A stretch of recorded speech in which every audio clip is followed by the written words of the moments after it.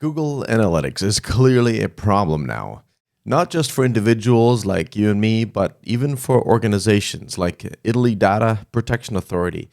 So Google has long offered this free tool to website administrators that's very helpful to see how your website is being used. Google in turn gets extremely identifiable data sets about websites around the world, which is starting to make more and more people and organizations uncomfortable.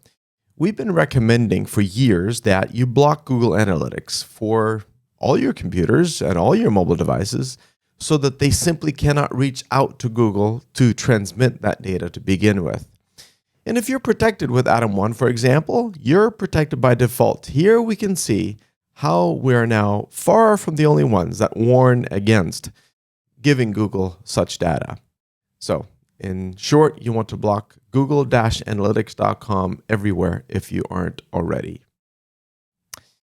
Now, it took Microsoft 5 months and 3 patches to fix a critical Azure threat. This is such a timely reminder that reliance on vendors to patch software just does not work. It never has, and it never will. Additional security postures really are always necessary, as well as holding vendors accountable for patching. What we find interesting here is that credential theft phishing attacks targeted the financial sector this recent quarter, accounting for 53.8% of all attacks. It's one of the reasons why financial departments must be more protected than ever before. Every stakeholder and manager has received a message at one point or another making a claim that an image or a video on your website has a copyright claim to it. Those are not messages that we tend to feel we can ignore.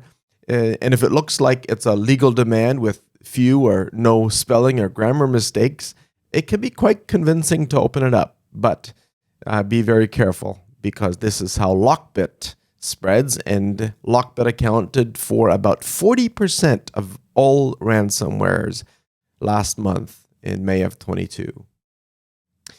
And once again, we see successful spyware being deployed at quite a large scale, which relied only on user deception and the fact that smartphones usually have unrestricted outbound internet access. So the command and control, or C2 command, IP address in this case is what we call a stranger.